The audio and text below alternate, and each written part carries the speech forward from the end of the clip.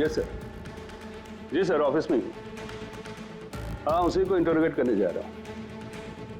पता है सर, वो क्रिमिनल नहीं है, लेकिन क्रिमिनल कोई माँ के पेट से पैदा तो होता नहीं। मजबूरी, हालात, लालच क्रिमिनल पैदा करते हैं। देखते हैं इसे किसने क्रिमिनल बनाया।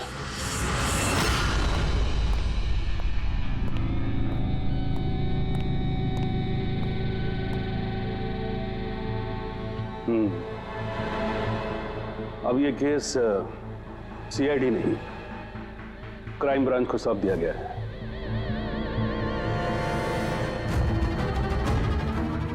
अब भी सफाई में कुछ कहना चाहते हो?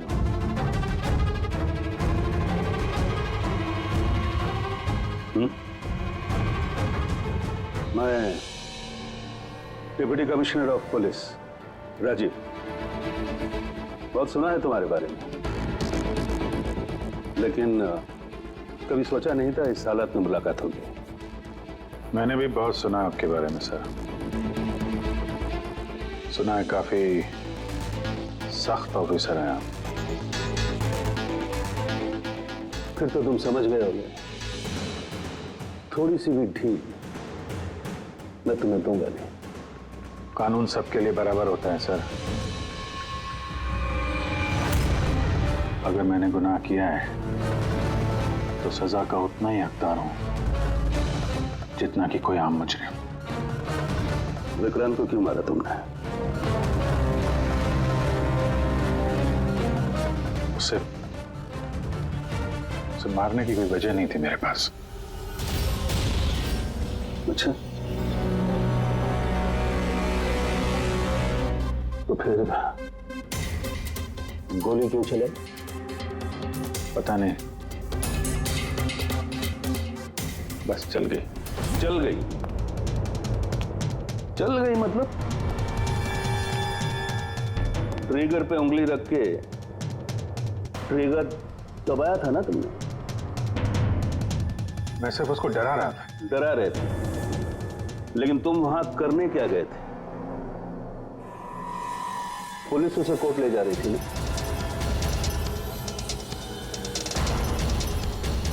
मेरे वहां होने की वजह जानने के लिए आपको सर मेरा और विक्रांत का इतिहास जानना होगा। बरसों से 36 का आंकड़ा चल रहा है हमारा। कई बार वो मेरे हाथ आते आते रह गया, लेकिन इस बार मैंने उसे पकड़ लिया।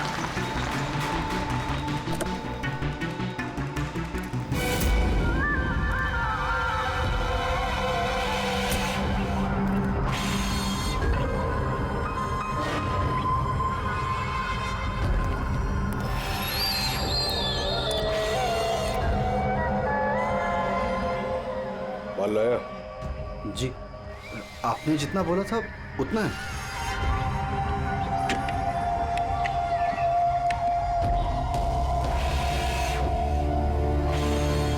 गुड।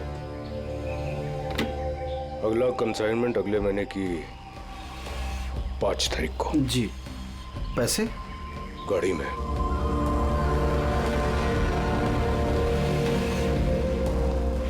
क्या बात है, इतना पसीना क्यों आ रहा है? पसीना? नहीं तो। जिस स्कूल में तुझे एडमिशन नहीं मिला था ना, उस स्कूल का हेडमास्टर था मैं।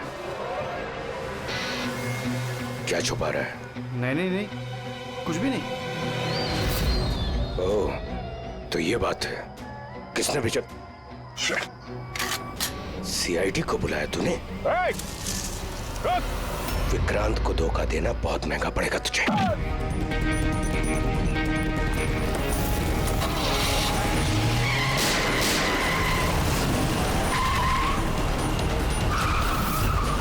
और इस तरह इस बार तुम उस तक पहुंच ही गए। हाँ, लेकिन हमेशा की तरह इस बार भी विक्रांत के नसीब में जेल की सलाखें नहीं लिखी थी।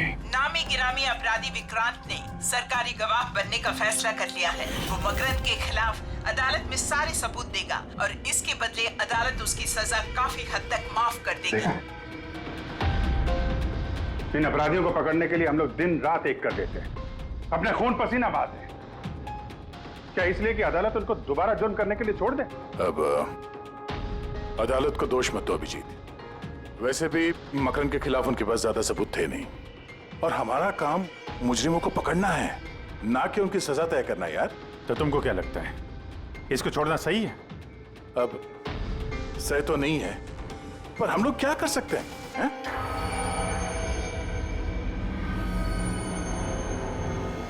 कर सकते हैं दया,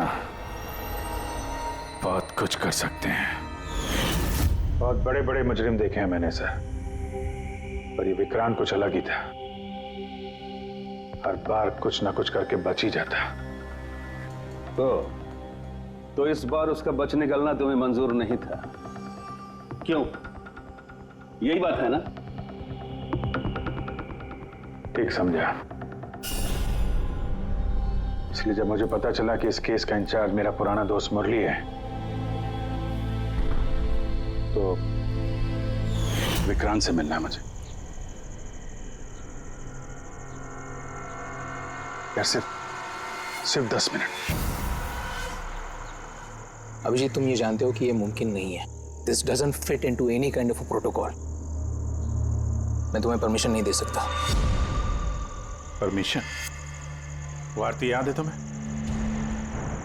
बीकॉम सेकेंड ईयर की स्टूडेंट, कैसे तड़पा तड़पा के मारा था उसने। किसने परमिशन दी थी उसे ऐसा करने के लिए? और वो 80 साल की बूढ़ी औरत जिसे आंख से दिखता नहीं था, उसके हाथ पांव काट दिए थे उसने। एक 8 साल के बच्चे तक को। अभिजीत, मैं उसकी पूरी केस हिस्ट्री को जानता हूं। फिर तुम ये भी जानते होगे किसी भी जेल में 15-20 दिन से ज्यादा नहीं टिकता ये विक्रांत। यार मेरा उससे मिलना बहुत जरूरी है। एक लड़की का किडनैप हो गया, पिछले 2 महीने से नहीं मिल रही है। सिर्फ विक्रांत जानता है कहां है वो। यह लड़की की जिंदगी का सवाल है, समझो यार, सिर्फ 10 मिनट। ठीक है, लेकिन सिर्फ और सिर्फ 10 मिनट। तो इस तरह तुम विक्रांत की वैन तक पहुंचे, लेकिन तुम्हें तो सिर्फ उस लड़की के बारे में जानना था ना? ये सब कैसे हो? ये सच है सर, मैं सिर्फ लड़की के बारे में जानने गया था। मगर 5 मिनट का टाइम दे रहा हूं, दिमाग पे जोर डाल ले और अच्छी तरीके से हिला ले। आरजू कहाँ है? आरजू? कौन सी आरजू? किसकी आरजू? मैं नहीं जानता किसी आरजू को। वही लड़की जिसे तूने किडनैप कर रखा है। ओह सॉरी, भूल गया था। कहाँ रखा है उसे? जानता है अभिजीत, पिछली बार भी मैंने एक लड़की को किडनैप किया था, फिर भूल गया था। फिर अचानक 2 महीने के बाद मुझे याद आया, तो फिर जाकर देखा कि उसकी लाश कुर्सी से बंधी हुई थी और उसकी लाश पर मक्खियां भिनभिना रही थी। और अब आरजू का भी वही हाल होने वाला है। ऐसा कुछ नहीं होगा।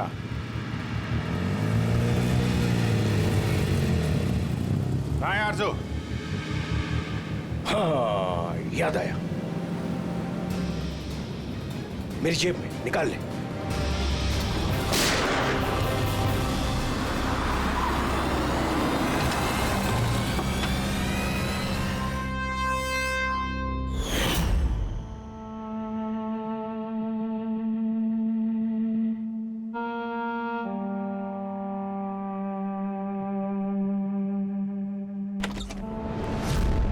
My God.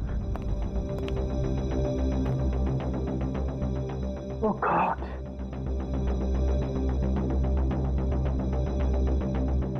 मुझे तुम जैसे जिम्मेदार ऑफिसर से ये उम्मीद नहीं थी मुरली। तुम्हारी निगरानी में ये हो कैसे गया? कैसे? हाउ? गलती मुरली की नहीं, मेरी है। ये सब मेरी वजह से हुआ है।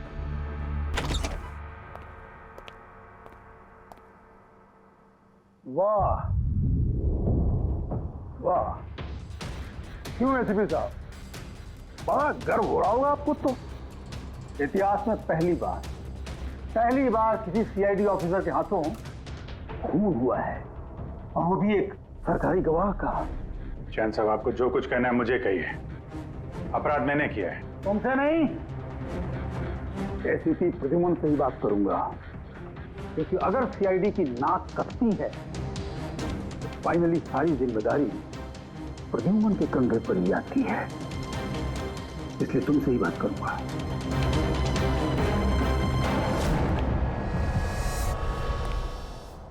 कैसे हुआ ये सब? पता नहीं सर कैसे हो गया। मैं तो सिर्फ उसे गन दिखा के डरा रहा था सर। गोली चलाने का कोई इरादा नहीं था सर मेरा। अच्छा। तो तुम सिर्फ गन दिखा रहे थे, हाँ? और गन अपने आप चल गई। तुम सीआईडी ऑफिसर हो या कोई नौसिखिए? I mean amateur shooter. मैं पहला सवाल, तुम वहां गए क्यों थे? जब कानून अपना काम कर रहा था तो तुमसे किसने कहा था बीच में टांग अड़ाने के लिए? जैन जी प्लीज,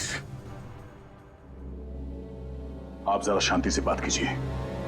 अभिजीत एक सीआईडी ऑफिसर है, कोई राह चलता आदमी नहीं। देखो, अभिजीत मेरे लिए सिर्फ और सिर्फ एक मुजरिम है, मकरंद की तरह। हाँ, वैसे कितने रुपए लिए तुमने मकरंद से विक्रांत को मारने के लिए?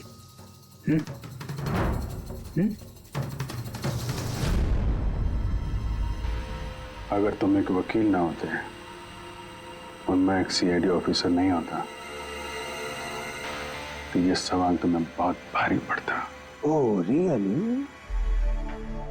देखो देखो देखो देखो, ऐसे थे प्रद्युम्न, इसके तेवर तो देखो। फोन करके बैठा है और मुझ जैसे लॉयर को, सीनियर लॉयर को धमकी दे रहा है। ऐसे चार्जेस लगाऊंगा, 7 जन्मों तक जेल में बैठ के सोओगे। ये चीज हो गए तुम वहां। मानता हूं गोली चलाई मैंने सर, विक्रांत को मार दिया, लेकिन उसे मारने का कोई इरादा नहीं था मेरा। खून सिर्फ खून होता है अभिजीत, इरादा चाहे कुछ भी हो, गलत या सही कोई फर्क नहीं पड़ता। अदालत में ये सब काम नहीं आए। ये प्रोसिक्यूटर, जैन, मीडिया वाले धज्जियां उड़ा देंगे तुम्हारी, धज्जियां। इस जुर्म की सजा भुगतने के लिए मैं तैयार हूं सर, लेकिन जयंत और मीडिया वाले जो मुझ पर इल्जाम लगा रहे हैं मकरंद से मिले होने का, ये मैं कभी बर्दाश्त नहीं कर सकता। अभिजीत, फिर तो तुम्हें कोई नहीं बचा सकता।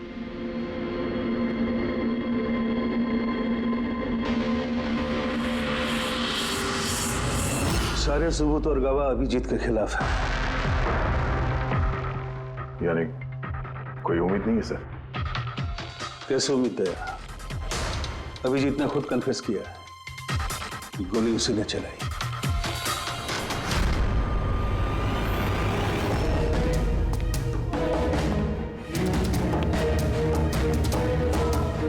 विक्रांत की मौत अभिजीत की गोली से नहीं हुई है बॉस।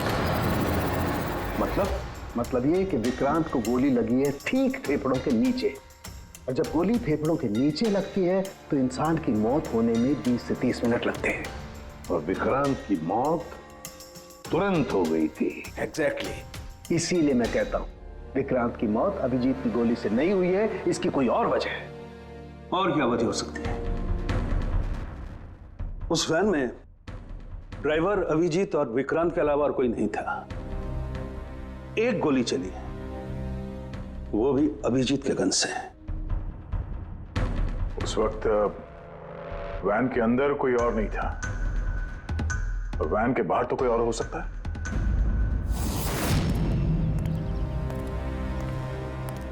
अभिजीत, उस वक्त गाड़ी के बाहर कोई था जिस वक्त गोली चली? नहीं, एक्चुअली पता नहीं, क्योंकि मेरा पूरा ध्यान तो विक्रांत पे था। अभिजीत, ठीक से याद करके बताओ, गोली चलने से पहले क्या हुआ था? कुछ अजीब हुआ था? कुछ भी? गोली चलने से पहले मैं विक्रांत से बात कर रहा था और हाँ, अचानक अचानक वैन को झटका लगा, गाड़ी हिल गई और विक्रांत भी थोड़ा गिर गया, मेरा भी संतुलन बिगड़ गया और गोली चल गई। एक मिनट, झटका लगा? किस तरह का झटका? जैसे सड़क पे अचानक से कोई गड्ढा आ गया, पूरी वैन हिल गई। लेकिन यहाँ तो सड़क बिल्कुल ठीक है, दूर दूर तक कहीं कोई स्पीड ब्रेकर भी नहीं है, स्मूथ। यहाँ गड्ढा कैसे आ सकता है? हाँ साहब, झटका लगा था, मेरी पूरी वैन यूं दाईं तरफ मुड़ गई।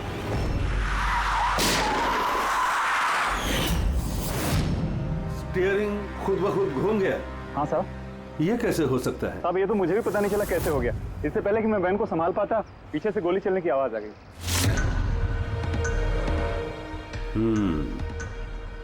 स्टीयरिंग व्हील का खुद ब खुद मुड़ जाना, गोली अपने आप चल जाना,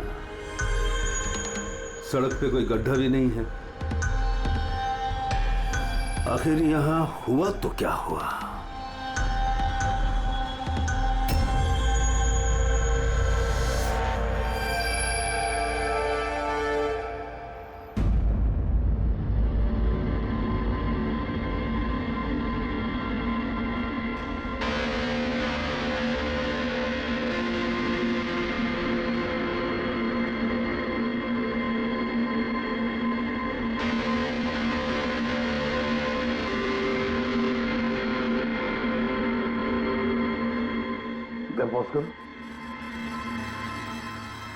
ये देखो, जब ये हादसा हुआ तो ये काली एसयूवी, ये काली गाड़ी उस वैन के बगल में से पास हुई। मतलब सर, विक्रांत का खूनी शायद इसी गाड़ी में? हाँ, हो सकता है। सर, ये गाड़ी कहीं रुकी नहीं सर, ये सीधे सीधे चली गई और दूसरी गोली की आवाज भी नहीं आई। और एक बात नोटिस की तुम लोगों ने, 11:17 पर वो काली गाड़ी पास हुई वैन के बगल से और एग्जैक्टली 11:17 पर विक्रांत की घड़ी भी बंद हो गई। हाँ सर, अभिजीत की घड़ी भी 11:17 को ही बंद हुई थी। हाँ? ये दोनों घड़ियों का एक साथ बंद होना और इस कार का ठीक 11:17 पे वहां से गुजरना, ये संजोग नहीं हो सकता। बिल्कुल सर, बिल्कुल सही कहा आपने, ये कोई संयोग हो ही नहीं सकता। जरूर कोई ना कोई राज छुपा है उस काले रंग के एसयूवी में, जो अभिजीत की बेगुनाही साबित करेगा। तो यहाँ इस फुटेज में इस गाड़ी का नंबर तो दिख नहीं रहा है। इस जगह से 5 किलोमीटर दूर सर टोल नाका है, वहां के सीसीटीवी फुटेज से शायद इस कार की डिटेल मिल जाए। हाँ।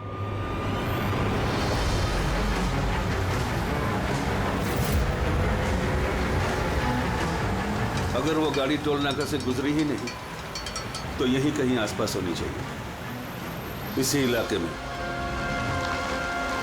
सर, वो देखिए, काले रंग की कार।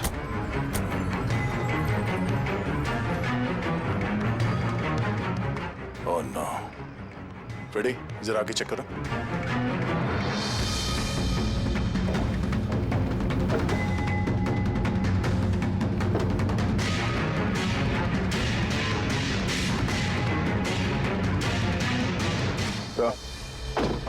ये वही काली एसयूवी है, जला दी गई है। मतलब गाड़ी में ऐसा जरूर कुछ था जो खूनी मिटाना चाहता था। सर, ना तो नंबर प्लेट दिख रही है और ना ही चेसी नंबर, सारे सबूत मिटा दिए मुजरिम ने।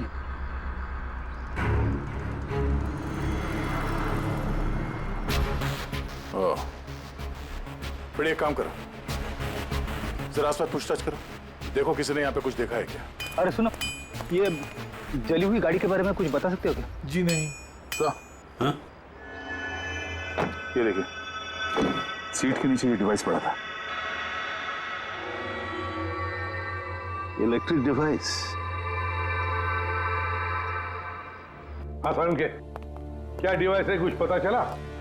हाँ बस, पता तो चल गया है, लेकिन इसे अच्छी तरह से समझाने के लिए मुझे एक डेमो देना पड़ेगा आप लोगों को। मान लीजिए कि ये विक्रांत है और हम इसे मारना चाहते हैं, लेकिन हम इसके करीब नहीं जा सकते। तो फिर इसे कैसे मारा जाए? कैसे? डॉक्टर सारुंखी, हमें पता होता तो आपके पास क्यों आते? प्लीज आगे बताइए। हाँ, बताता हूं।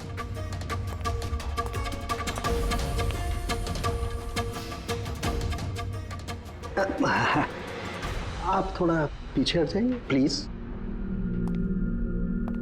Thank you.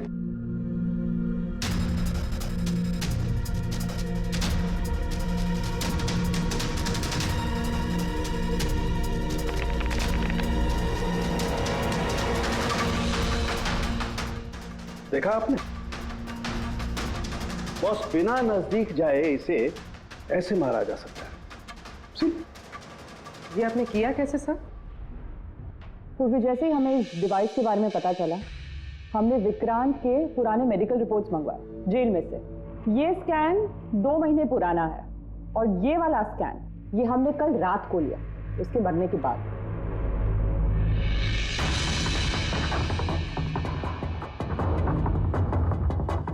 या सारंगी, इस पहले वाले स्कैन में एक छोटी सी चीज अटकी हुई है वहां उसके सिर में। वही चीज इस 2 महीने बाद वाले स्कैन में शिफ्ट हुई है, हिल गई है, पीछे आ गई है। और ये छोटी सी चीज एक शार्पनेल है बॉस। यानी गोली का छोटा सा टुकड़ा। और फिर ये शार्पनेल वहां से इस तरफ शिफ्ट हो गया, जिस वजह से विक्रांत की सबड्यूरल हेमेटोमा यानी ब्रेन ब्लीडिंग की वजह से मौत हो गई। पर ये शार्पनेल अपनी जगह से हिला कैसे? उसी डिवाइस की वजह से जो हमें जलती हुई गाड़ी में से मिला।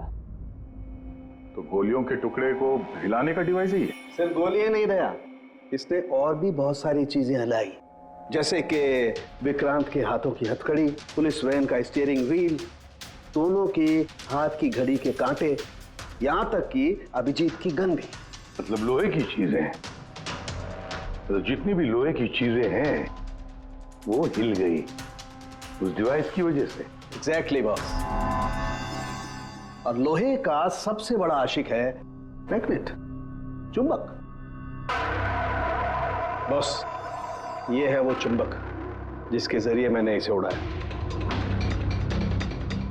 यानी उस काली वैन में भी एक ताकतवर लौ चुंबक था, जिसकी वजह से पूरी की पूरी वैन दाईं तरफ चली गई और अभिजीत की मेटल की गन वो भी अपने आप चल गई। हाँ, और विक्रांत के सिर में जो अटका हुआ शार्पनेल का टुकड़ा है वो भी शिफ्ट हुआ। सर, इतनी प्लानिंग के साथ तो वही मार सकता है जिसे शार्पनेल के बारे में पहले से पता था, उसका कोई करीबी। मकरंद। मकरंद मतलब अभिजीत सर बेगुनाह? No, not at all. इतनी जल्दी किसी नतीजे पे पहुंचना ठीक नहीं होगा। मकरंद के खिलाफ जब तक हमको पक्का सबूत न मिल जाए, कानून की नजर में अभिजीत ही दोषी है। मकरंद के खिलाफ सबूत तो वही देगा ना जो विक्रांत के सेफ हाउस के बारे में जानता था। वरना मकरंद को कैसे पता कि विक्रांत किस रास्ते से कोर्ट पहुंचेगा? और विक्रांत की खुफिया जानकारी सिर्फ मुरली और उसके बाकी साथियों के पास थी। आप लोग ऐसे सोच भी कैसे सकते हो सर कि हम में से कोई गद्दारी कर सकता है? जितने ईमानदार आप लोग हैं ना, उतने ईमानदार हम लोग भी हैं। विक्रांत को कहां और कौन से सेफ हाउस में रखा गया था ये सिर्फ आप लोग जानते थे और कोई नहीं। ये सच है ना? हाँ सर, नहीं पता थी। यहाँ तक हमारे घर वालों को पता नहीं थी, तो फिर हम बाहर वालों पे क्यों इल्जाम लगाएंगे? शायद पैसों के लिए किसी ने मकरंद को यह जानकारी दी हो। प्लीज साहब, हम भी पुलिस वाले हैं, जान की बाजी हम भी लगाते हैं। आप इस तरह इंफॉर्मेशन कहीं ना कहीं से तो लीक हुई है मुरली। हाँ सर, एक्चुअली मैं भी वही सोच रहा हूँ, क्योंकि सेफ हाउस में 24 घंटे सीसीटीवी कैमरे लगे हुए थे, तो अगर भी कोई बाहर वाला अंदर नहीं आ सकता। क्या कहा आपने? चाहकर भी कोई बाहर वाला अंदर नहीं आ सकता? हाँ सर। झूठ! बाहर वाला कोई भी अंदर नहीं आया था। हाँ? क्यों? I am sorry sir, actually Jain ji कभी कभी आते थे। कभी कभी जैन जी आते थे। Yes sir. और कभी कभी जैन जी किस लिए आते थे? क्योंकि जैन जी मकरंद को हर हालत में जेल तक पहुंचाना चाहते थे। अच्छा, तो कहीं ये जयंती वो गद्दार तो नहीं है? वैसे भी कुछ ही दिनों में रिटायरमेंट होने वाला था, आखिरी केस था उनका। सोचा होगा संन्यास लेने से पहले थोड़े बहुत पैसे बना लो। सर, सर राकेश जयंत ने काफी पैसे बनाए। अभी 10 दिन पहले इसने पुणे में 10 करोड़ का फार्म हाउस खरीदा है। क्या? हाँ सर, ये रहे उस पार्टी के फोटोग्राफ।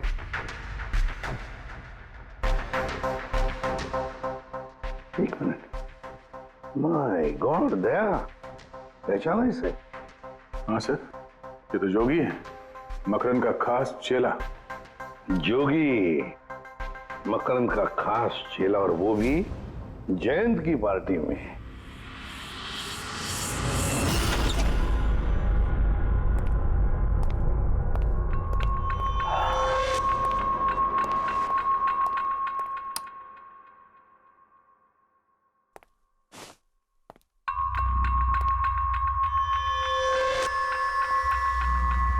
तुम यहाँ कैसे? और मेरे घर में घुसे कैसे? हाँ? मुजरिमों को उनके बिल से निकालने के लिए बिल के अंदर तो घुसना ही पड़ता है जैन साहब। मुजरिम? मुजरिम मैं हूं या तुम? मैं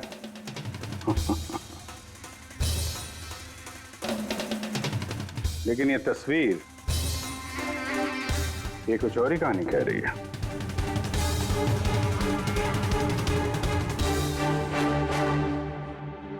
नो, आई डोंट नो, मैं नहीं जानता इसको। नहीं जानते? कमाल है, बहुत भोलेपन का नाटक कर रहे हो जैन साहब।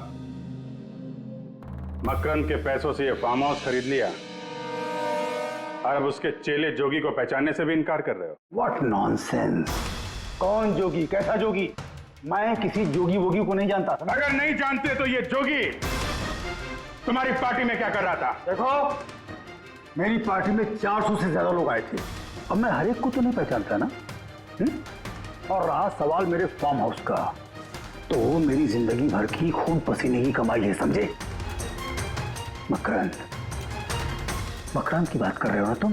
वो देखो, उस केस में उसके खिलाफ सारे सबूत मौजूद हैं। विक्रांत ने मरने से पहले मुझे सारे सबूत सौंप दिए थे।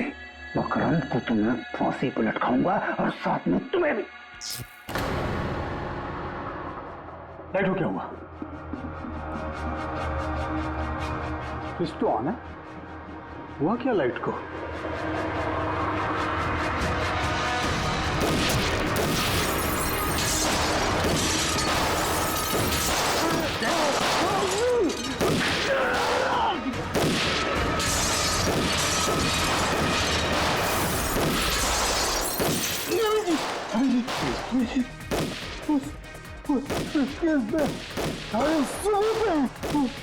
मकान के हाथ नहीं आना चाहिए। जैन जी,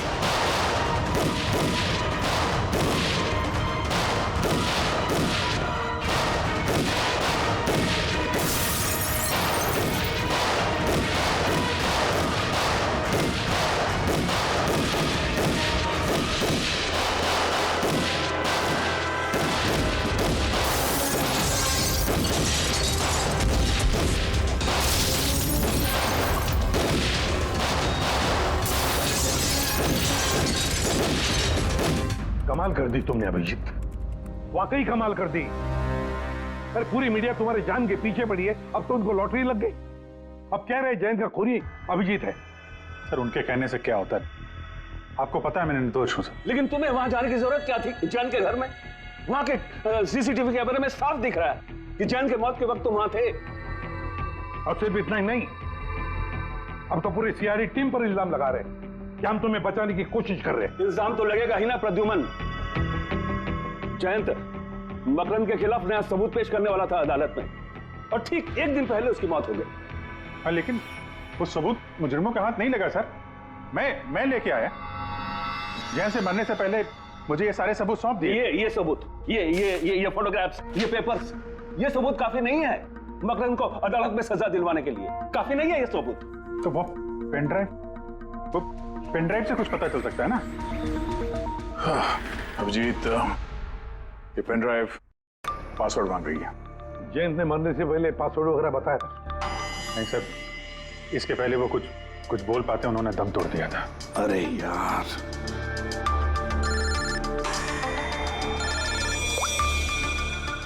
हेलो, हाँ पूर्वी। अच्छा, ओके, ठीक है। चल, पता चल गया जोगी को जैन जी की पार्टी में कौन लेके गया था। कौन लेके गया था?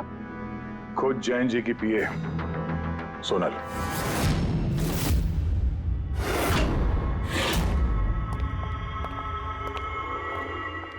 सर ये सब? सोनल, पूरी तेरा ऊपर चेक कर।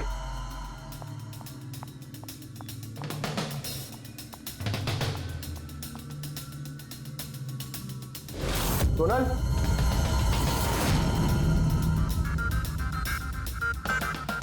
सर अंदर तो कोई भी नहीं।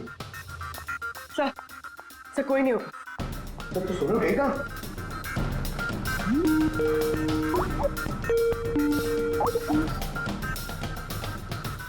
Video call?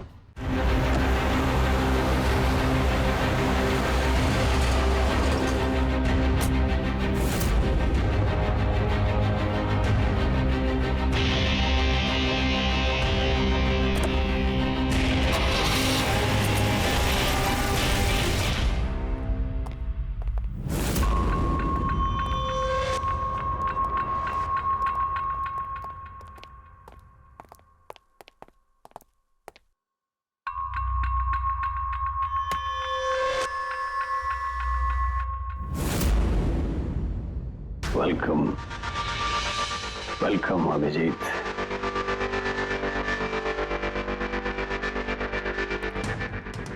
मकरंद के आशियाने में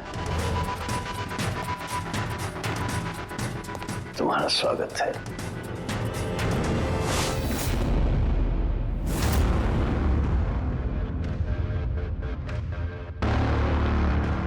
सबूत इधर है बॉस।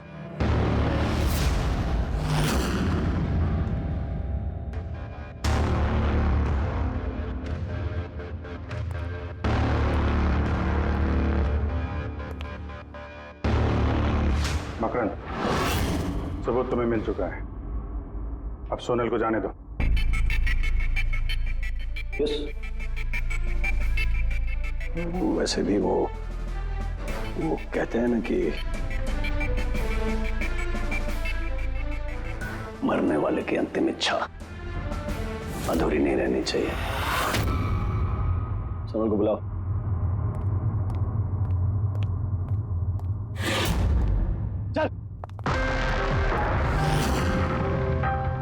सर आप? सोनल तुम ठीक हो? हाँ सर मैं ठीक हूँ। तुम जाओ यहाँ से। लेकिन सर आप? मेरी चिंता मत करो, तुम निकलो, जाओ।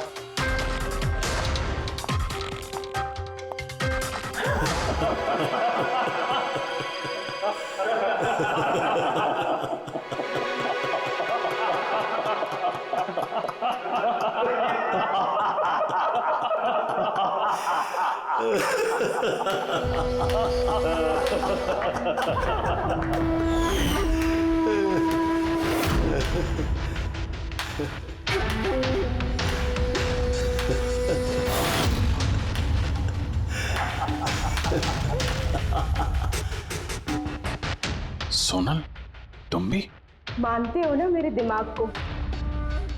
तुम सीआईडी वालों को भी मैंने चकमा दे दिया।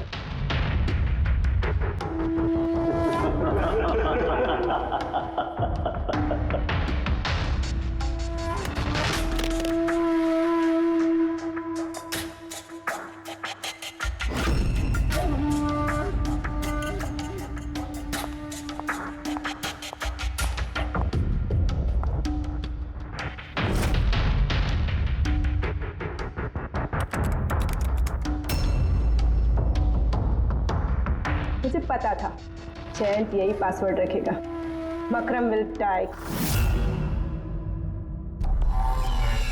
Now, stop conversation. Start the operation.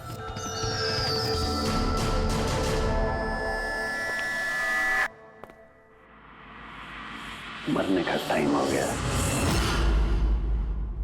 Time हो गया? नहीं तो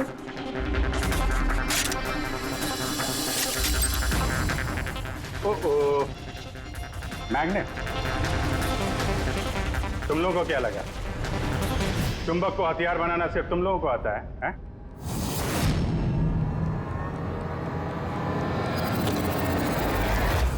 इस ब्रीफकेस में वैसा ही चुंबक है जैसा तुम लोगों ने उस गाड़ी में लगाया था विक्रांत को मारने के लिए। मकरंद, खेल खत्म तुम्हारा।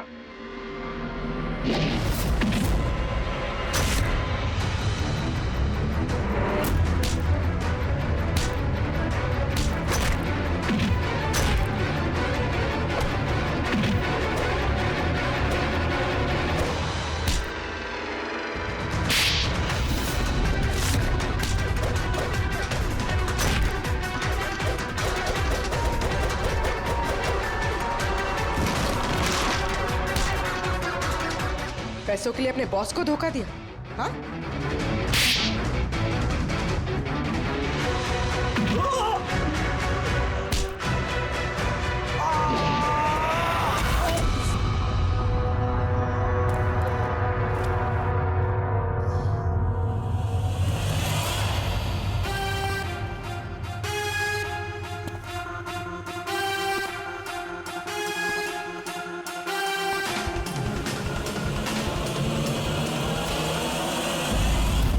Morning sir. Congratulations Abhijeet, finally तुम पर लगे सारे इल्जाम आज धुल ही गए और एक बार फिर उसी गर्व के साथ तुम सीआईडी की ड्यूटी ज्वाइन कर सकते हो। Thank you sir. सर, हमने आरजू को बचा लिया है सर। मकरन के साथियों को पता था कि विक्रांत ने उन्हें कहाँ कैद करके रखा था, बस जयंत जी का सपना पूरा नहीं हो पाया मकरन को जेल भेजने का। चलो जो भी है, all well that ends well.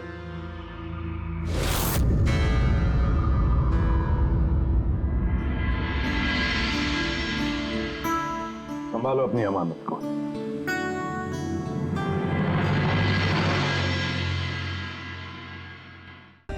For more updates, subscribe to our channel, click the show links and enjoy watching the videos.